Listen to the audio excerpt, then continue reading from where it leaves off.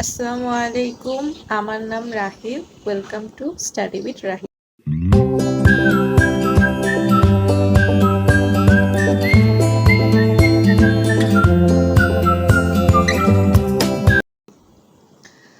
আম, আজকে হচ্ছে একটা গুরুত্বপূর্ণ বিষয় নিয়ে কথা বলবো।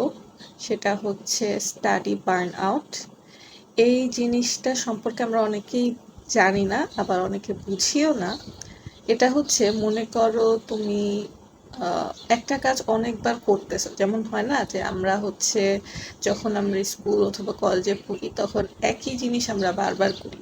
মনে করো আজকেও তুমি সকাল 9টা বাজে উঠবা, তারপর তোমার 12টা বাজে ক্লাস, অথবা তুমি সকাল 5টা বাজে উঠবা, তোমার 7টা বাজে ক্লাস। এখন প্রত্যেকদিন একই নিয়মে তোমার রুটিনটা যাচ্ছে, এবং এক সময় আমাদের অনেক স্ট্রেস লাগে যে আমরা একই কাজ বারবার করতেছি, একই পড়া বারবার করতেছি। তখন আমরা মেন্টালি আর ফিজিক্যালি অনেক স্ট্রেস ফিল করি।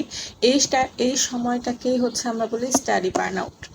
এখন এই সময় থেকে পরিত্রাণের জন্য অনেকগুলো ওয়ে আছে।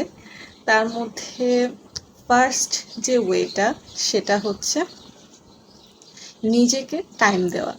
নিজে যে জিনিসগুলাতে মনে হয় যে এটা করলে আমার কাছে ভালো লাগবে, এটা করলে I am gonna be happy, সেই কাজগুলো করতে হবে। সেই কাজগুলা বেশি সময় ধরে করতে হবে। আর এই জিনিসটা মনে রাখতে হবে যে তুমি যদি বুঝতে না পারো যে তোমার কি স্টাডি বার্ন আউট হচ্ছে নাকি তুমি হচ্ছে ডিপ্রেশনে ভুগতেছো, তাহলে এই কয়েকটা সিমটম হয় যখন আমাদের স্টাডি বার্ন আউট হয়। এক নাম্বার হচ্ছে আমরা স্ট্রেস থাকি, আমরা যতবারই ঘুমাই আমাদের ঘুম থেকে উঠলে আবার ঘুম আসে। এরকম মানে পড়তে বসলে আমাদের ঘুম আসে, আমরা যখন বইটা খুলি তখন আমাদের ঘুম আসে, আমাদের কোনো কিছুর মধ্যে মন বসে না।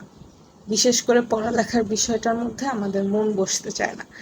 এরকম যদি তোমার সাথে হয়ে থাকে, অথবা তুমি বারবার একটা জিনিস করতেছো কিন্তু তোমার ওই জিনিসটা মনে থাকতেছে না, তুমি ভিতর থেকে তুমি কোনোভাবেই কোনো উৎসাহ পাইতেছো না, তখন হচ্ছে আমরা এই সময়টাকেই হচ্ছে আমরা বলি স্টাডি বার্ন আউট। তুমি এই সময় হচ্ছে তোমার পছন্দের জিনিসগুলো করতে পারো। এক, তারপর হচ্ছে তুমি তোমার যে পড়ার রুটিনটা সেখানে হচ্ছে তুমি ব্রেক টাইম দিবা। মনে করো তুমি প্রতি 25 মিনিট পড়ার পর 10 মিনিট অথবা 5 মিনিট ব্রেক টাইম নিবা। এই ব্রেক টাইমের মধ্যে তুমি তোমার পছন্দের জিনিসগুলো করবা। যেমন হচ্ছে তুমি যদি গান শুনতে পছন্দ করো তাহলে তোমার পছন্দের দুটা গান শুনবা।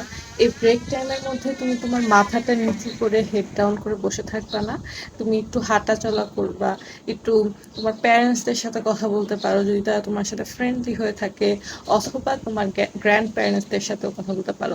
যেমন আমি যখন এই টাইমটা পার করছিলাম, তো তখন হচ্ছে আমি আমার নানু আর নানা ভাইয়ের সাথে অনেক কথা বলতাম, বিশেষ করে আমার নানুর সাথে।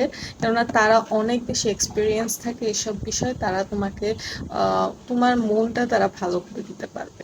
তো তোমার যদি গ্র্যান্ড প্যারেন্টসরা তোমার আশেপাশে থাকে, তোমার নানু নানা অথবা তোমার দাদা দাদি, কেউ যদি তোমার আশেপাশে থাকে, অবশ্যই তাদের সাথে তুমি এই টাইমটায় কথা বলতে পারো, তাদের কাছ থেকে তুমি সাজেশন নিতে পারো।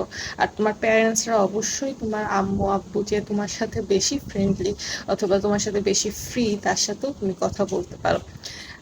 তারপর হচ্ছে আমি রিসেন্টলি হচ্ছে একটা ড্রামা দেখছি। সে ড্রামাটার মধ্যে হচ্ছে আমি দেখছি যে তুমি যদি দৌড়াও তাহলে তোমার ভিতরের যে পাস্টটা, তোমার ভিতরে যদি কোনো ডিপ্রেশন থাকে অথবা স্ট্রেস থাকে, সেটা হচ্ছে চলে যায়। তো তুমি এই জিনিসটা ট্রাই করে দেখতে পারো, আর যদি তোমার সাথে এটা মিলে যায় তাহলে তুমি কমেন্টে লিখতে পারো যে আসলেই দৌড়াইলে হচ্ছে আমাদের ভিতর থেকে সব খারাপ জিনিসগুলো চলে যায়, আমাদের ওগুলো ব্যাকওয়ার্ড হয়ে যায়। তো তুমি এটা চাইলে কমেন্টে লিখে দিতে পারো। আর আরেকটা জিনিস করতে পারো হচ্ছে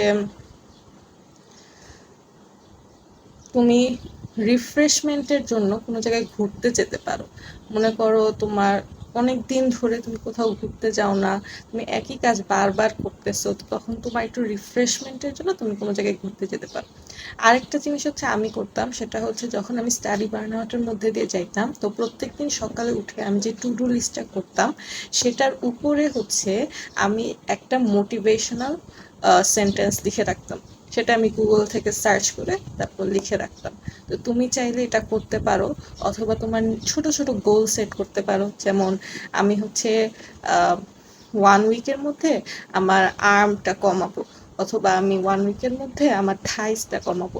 এরকম করে করে তুমি ছোট ছোট জিনিসগুলো হচ্ছে তোমার টু ডু লিস্ট অথবা তোমার ডেইলি লাইফের সাথে সংযুক্ত করতে পারো, যাতে করে তুমি হচ্ছে বুঝতে পারো যে তোমার লাইফটা ইজি হচ্ছে নাকি ইজি হচ্ছে না।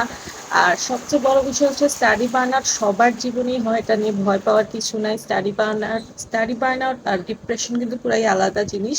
স্টাডি বার্নআউট হয় হচ্ছে আমাদের স্টাডি স্ট্রেস থেকে, যেমন হচ্ছে অনেক সময় আমরা একই পড়া পড়তেছি কিন্তু আমাদের রেজাল্টটা সেরূপ আসতেছে না, তখনই হচ্ছে স্টাডি বার্নআউট হয়। আর ডিপ্রেশন হচ্ছে সম্পূর্ণ আলাদা জিনিস, যেটার সাথে এই দুইটা কখনোই কম্পেয়ার করা যাবে না। তো তুমি এরকম করে দেখতে পারো, অবশ্যই তোমার উপকার হবে। এই এই কয়েকটা পয়েন্টের মধ্যে তোমার যে কোনো একটা পয়েন্ট মিলে যাবে। আর যদি তোমার সাথে হচ্ছে দৌড়ানোর ইয়াটা যদি মিলে যায়, তাহলে অবশ্যই আমাকে কমেন্ট করে বলবা, তাহলে আমিও ট্রাই করবো। আচ্ছা, তো এই ছিল হচ্ছে আজকের ভিডিওতে মূল কথাই ছিল স্টাডি বার্নআউট হলে আমরা কি করতে পারি, এটা কেন হয়, এটা হইলে আমরা কিভাবে এটা থেকে পরিত্রাণ পেতে পারি। তো এটাই ছিল হচ্ছে আজকের ভিডিও। তোমার যদি ভালো লেগে থাকে তাহলে তুমি আমার ভিডিওটাতে একটা লাইক করতে পারো। আর আরেকটা সিক্রেট জিনিস হচ্ছে, তুমি কিন্তু এখনো আমার চ্যানেলটা সাবস্ক্রাইব করো নাই, তাই তাড়াতাড়ি সাবস্ক্রাইব করে ফেলো, যাতে হচ্ছে আমি তোমাদেরকে এরকম আরো ইন্টারেস্টিং কিছু বিষয় নিয়ে তোমাদের সাথে আলোচনা করতে পারি, তোমাদের সামনে নিয়ে আসতে পারি। কেননা আমরা অনেকেই জানি না যে আমাদের একাডেমিক লাইফে আমাদের কি কি দরকার, কি কি দরকার না। তো তোমাদের যদি আমার ভিডিওটা ভালো লেগে থাকে তাহলে আমাকে একটা সাবস্ক্রাইব দিয়ে দিও, আর বন্ধুদের মাঝে অবশ্যই শেয়ার করে দিও। আজকে এই পর্যন্তই, আল্লাহ হাফেজ।